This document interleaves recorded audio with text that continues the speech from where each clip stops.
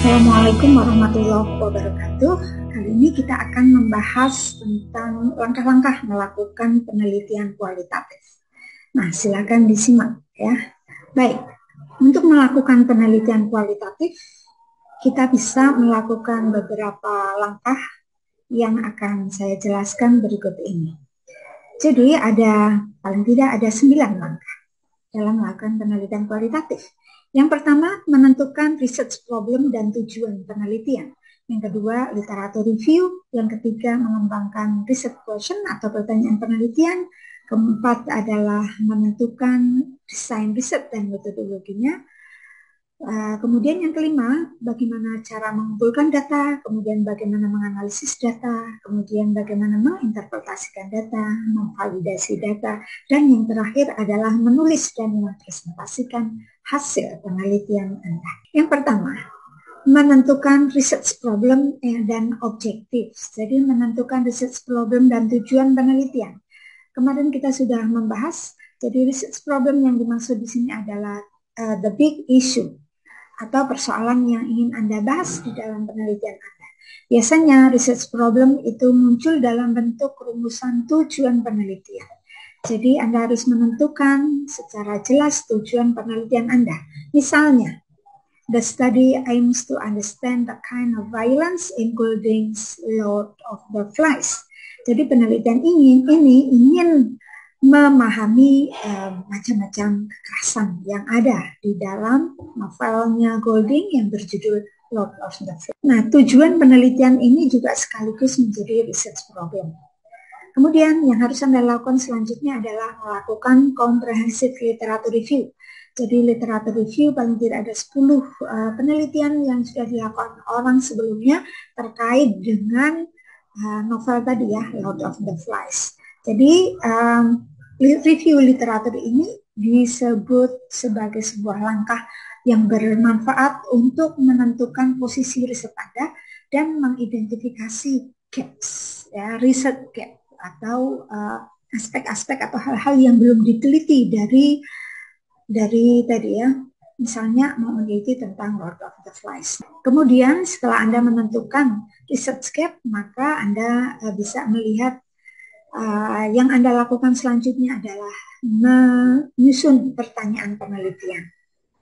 Setelah melihat research gap, maka Anda bisa menentukan, oh jadi hal apa yang belum diteliti oleh orang lain. Jadi ada 2 di contoh ini ya. Pertama, pertanyaannya adalah what are the kind of violence occurred in Golding's Lord of the Flies. Yang kedua adalah what are the causes of the violence in Golding's Lord of the Flies.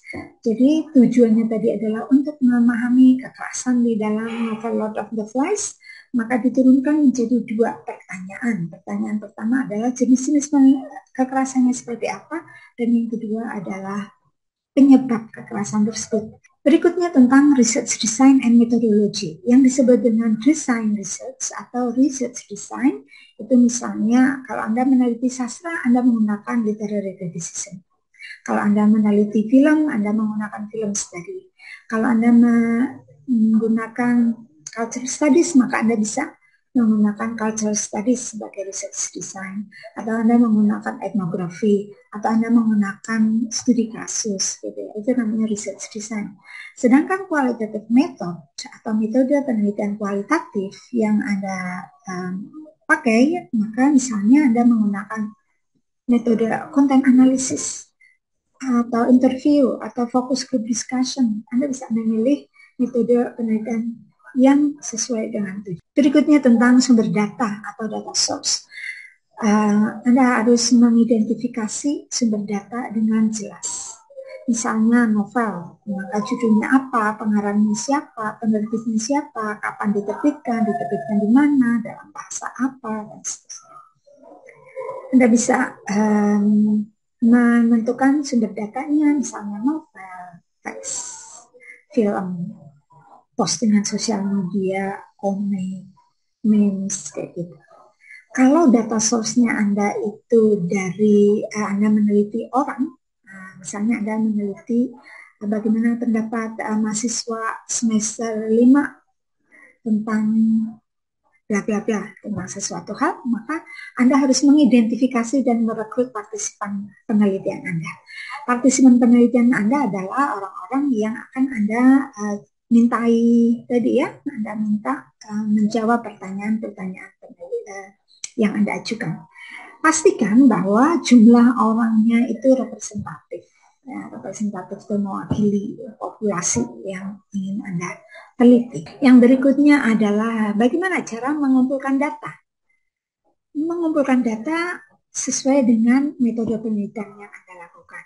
Jadi kalau yang dikumpulkan data itu dari orang, misalnya Anda mengobservasi, mewawancarai anak TK misalnya atau mahasiswa, pastikan bahwa Anda memenuhi standar etik.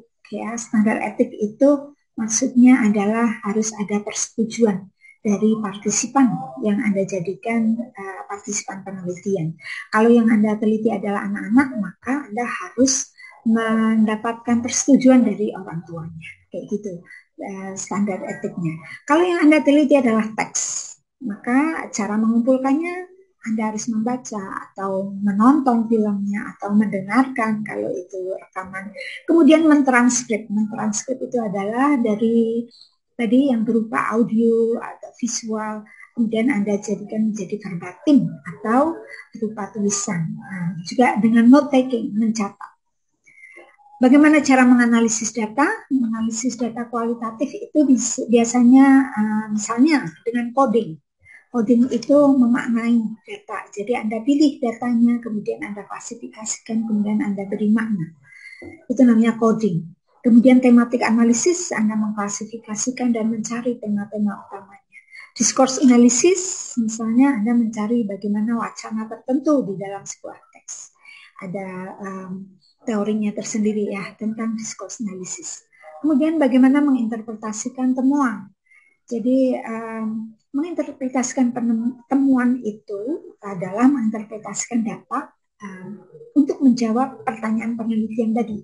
Kalau pertanyaan penelitiannya dua tadi, apa jenis kekerasan dan apa penyebabnya tadi, maka data-data yang berkaitan dengan itu Anda interpretasikan dan Anda jawab pertanyaan penelitian tersebut. Kemudian draw conclusion atau mengambil kesimpulan. Validasi. Nah, validasi data ini tidak semua penelitian kualitatif menggunakannya. Untuk yang sastra biasanya tidak menggunakan validasi data. Ya, yang dimaksud dengan validasi data itu adalah memastikan kredibilitas dan reliabilitas validitas data.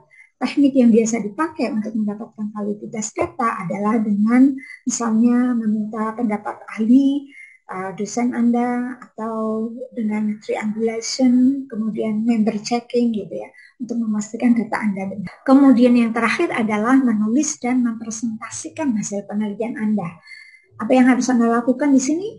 Anda harus menyusun semua tadi ya, research question, findings-nya, interpretation-nya, dan metodologi yang dipakainya.